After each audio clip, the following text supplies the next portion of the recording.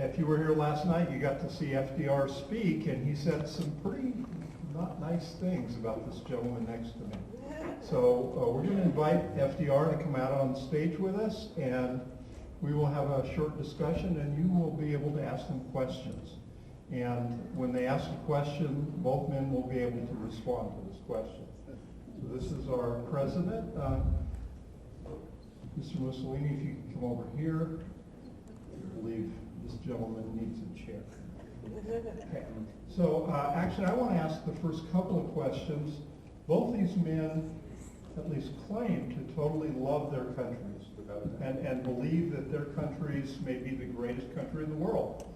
And both of them have a very different style of leadership and how they want to lead their country to a better place.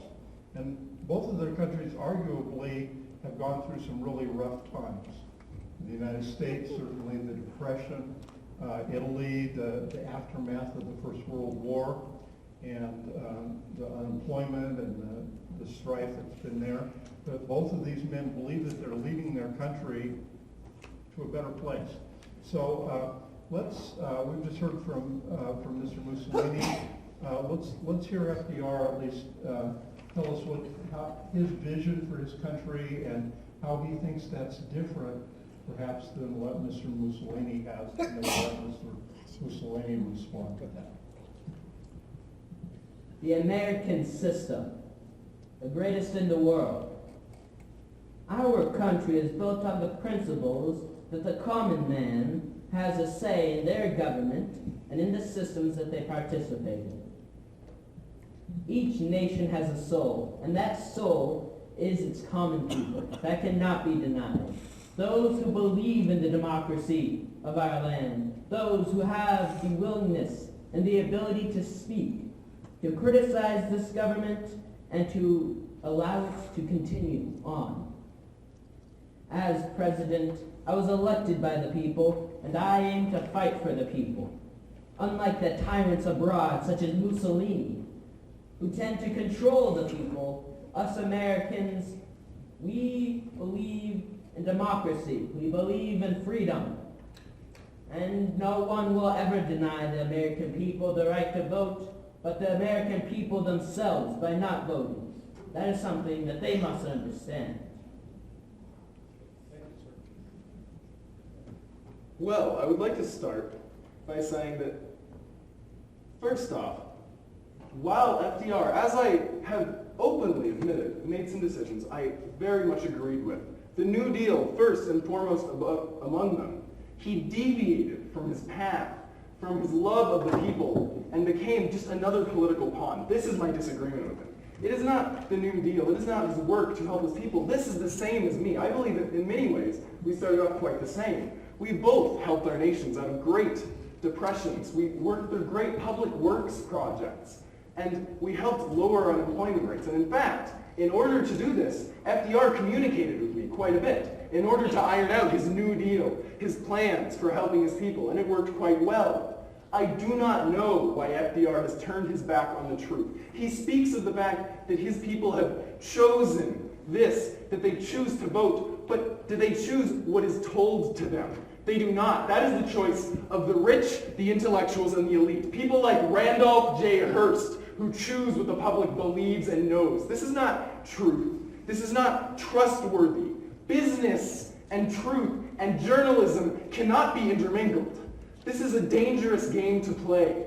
And even he admits that it is their choice to choose what votes they make. Well, the Italian people made a choice, and they chose to appoint me. The Italian leadership made a choice to appoint me. And even the Pope himself made a choice to agree with that decision and to help appoint me as well.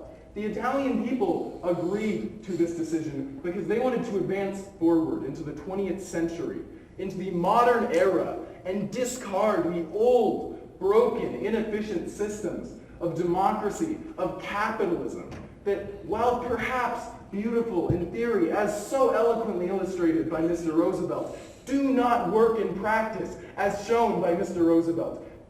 Thank you. But I must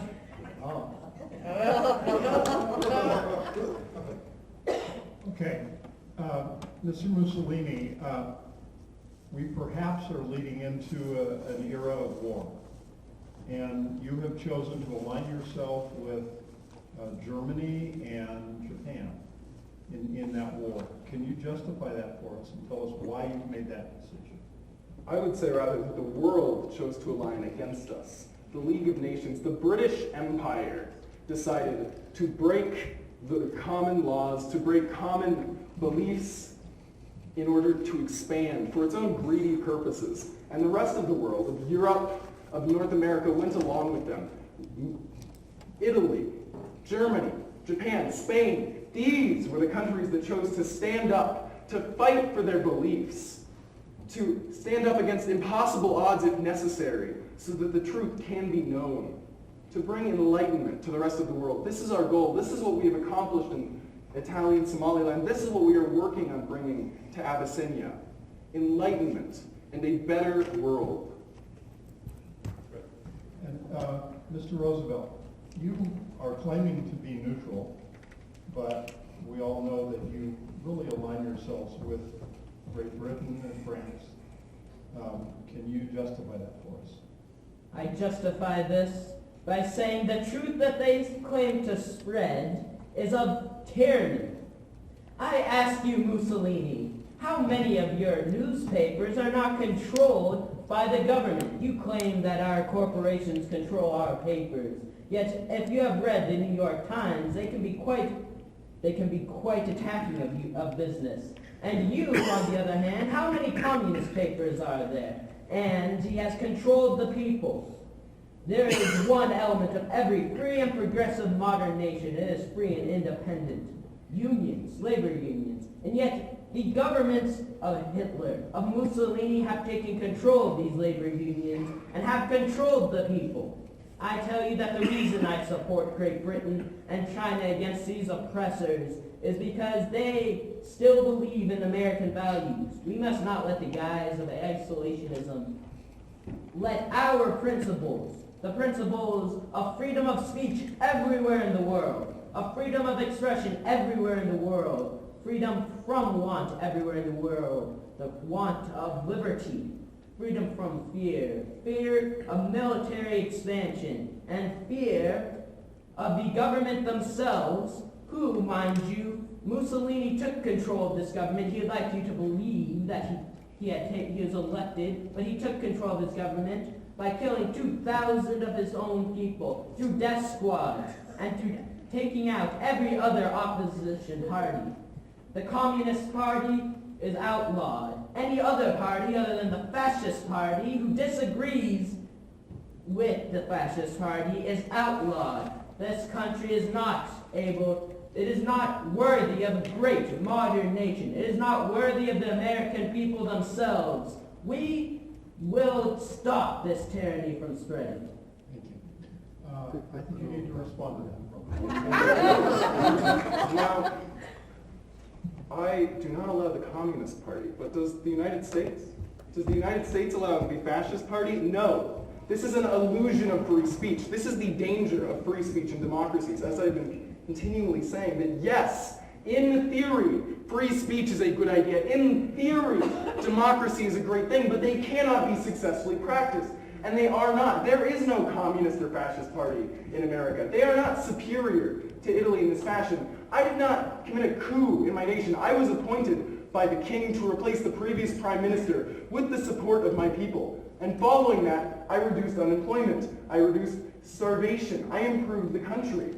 Additionally, going back to the point about newspapers, about the fact that some newspapers go after business. One predator will attack another. This does not make it a savior.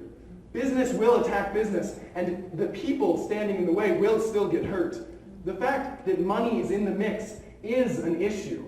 This can be seen in World War I as well. For all of FDR's big ideals and all of his talk about preventing oppression abroad, the only reason America entered the First World War was to secure the loans it had given overseas to Britain and the Allies. Had it been possible, it would have given those same loans. It would have sold the same supplies to Germany, too. But the British sunk those supply ships.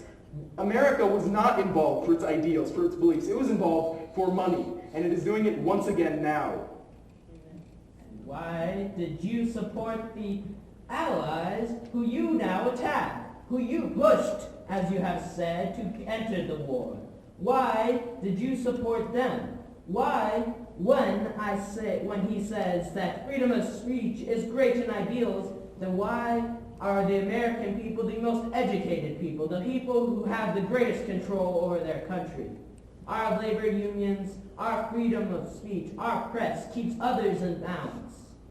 James Madison, the founder of this country, stated that we must have a free market of ideas, which no one is left out. Any person can speak. Any person can run for government, unlike this man who has put down those who tried to oppose him, who did have his black shirts destroy the freedom, the newspapers who opposed him, those politicians who opposed him, just as the brown shirts did in Nazi Germany.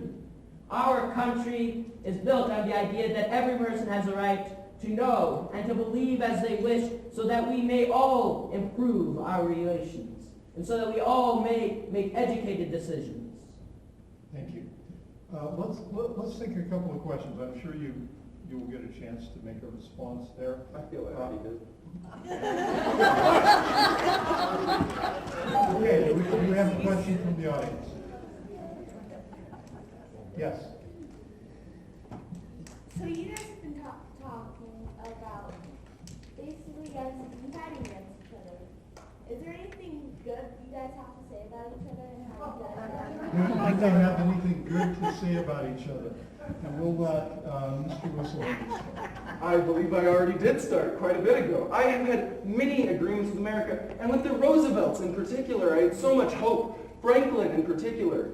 In Italy, as I said, we were so happy with Theodore and with his work, with expanding the U.S. military, with working to break down trusts, to restore a less capitalist society, a society where individuals could trust their government to support them, where they could trust their government not to allow them to be preyed upon by large companies. A government that created a strong military to defend its people and to spread its message of truth around the world. And similarly, when FDR joined office, I was very excited. We talked at great length. We agreed on many things. And our collaboration allowed him to create his widely successful New Deal. It was only after that he turned his back on the light and, in my opinion, became the exact kind of despot that he claims myself to be. After 3 terms in office, no end in sight, he still has the audacity to call me a dictator. Excuse me, I need a cigarette.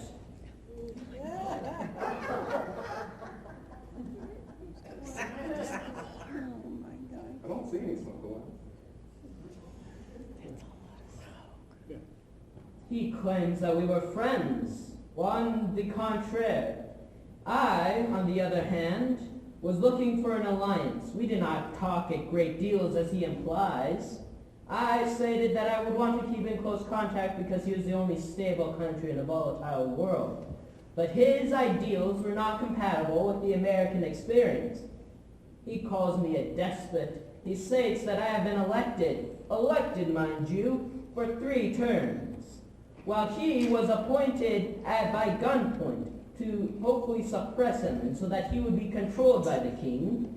In 1924, mind you, many years before I even became president. Mr. President, the question was, do you have anything positive to say?